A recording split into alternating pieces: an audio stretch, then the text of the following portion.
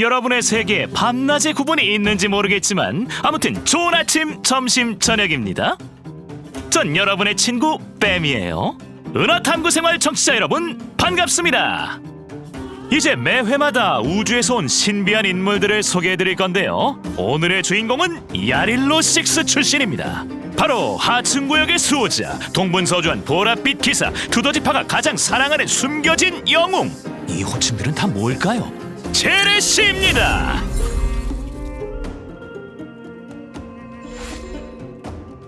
이 신비한 인물의 행적을 제대로 이해하기 위해 특별히 야릴로 6, 벨로보그의 차기 수호자 브로냐 씨를 모셨답니다. 안녕하세요. 브로냐입니다.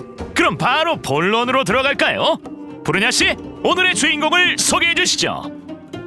제레는 벨로보그 하층구역의 대항 조직 와일드파이어의 핵심 멤버입니다. 수렵 운명의 길의 양자 속성 단일 공격 캐릭터로 그녀가 낯을 휘두르는 모습은 적에게 악몽이라 할 수 있죠. 방금 대항 조직의 핵심 멤버라고 하셨나요? 네, 잠시만요. 브로냐 씨는 벨로보그의 차기 수호자 아니신가요? 네, 왜 그러시죠? 젤의 일반 공격 강습은 지정된 단일 적에게 양자 속성 피해를 가합니다. 전투 스킬 포인트 소모로 전투 스킬 귀인을 발동하면 더 높은 양자 속성 피해를 가하고 일정 턴 동안 자신의 속도가 증가합니다. 확실히 대항군이라서 그런지 달리기가 아주 빨라요. 젤의 특성 스킬 재현은 젤레가 적을 처치하면 바로 턴 횟수를 소모하지 않는 보너스 턴을 획득할 수 있죠. 또 젤레는 일정 턴 동안 지속되는 증폭 상태를 획득할 수 있는데 이 상태에서는 젤레가 가하는 공격의 피해가 증가해요. 주목할 점이 있어요. 재현으로 획득한 보너스 턴에서는 이 특성이 다시 발동되지 않고 해당 턴에서는 필살기를 끼어들어 발동할 수 없습니다.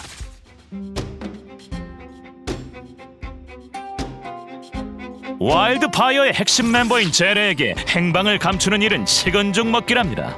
탐사 과정에서 환신을 사용하면 젤레는 일정 시간 동안 은신 상태에 진입해요. 은신 상태의 젤레는 적 앞에서 자유롭게 움직여도 발각되지 않습니다. 불시에 적에게 낯을 내민 후 전투에 진입하고 바로 증폭 상태에 들어가죠. 제가 와일드파이어 멤버의 탈출 보고서를 10여 건 정도 다뤘었는데 이제 어떻게 된 일인지 알겠네요. 젤레가 필살기 혼란의 나비를 발동하면 빨리 도망치는 게 상책입니다. 젤레는 바로 증폭 상태에 진입하고 단일 적에게 초신성 폭발급의 양자 속성 피해를 가하죠.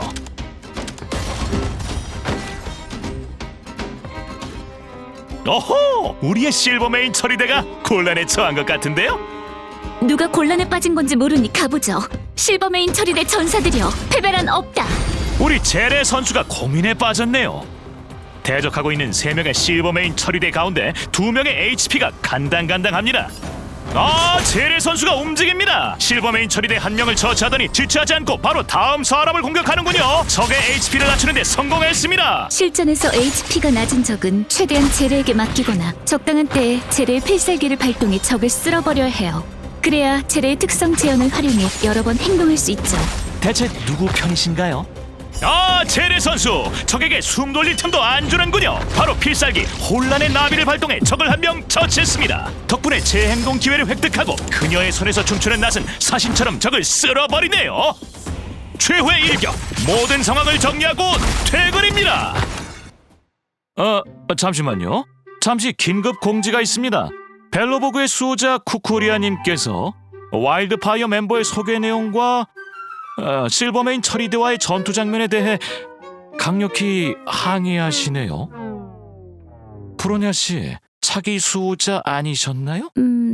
차기란 현재는 아니라는 뜻이죠. 네?